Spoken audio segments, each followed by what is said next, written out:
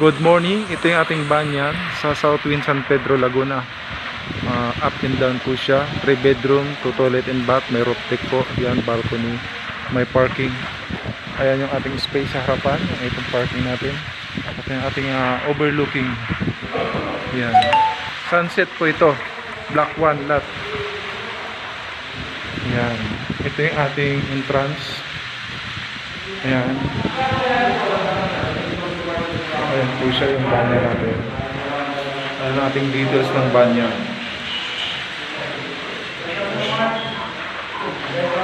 So ito yung ating kitchen. Ayan. Ito yung isang room sa baba. Nakalak po siya. Ayan.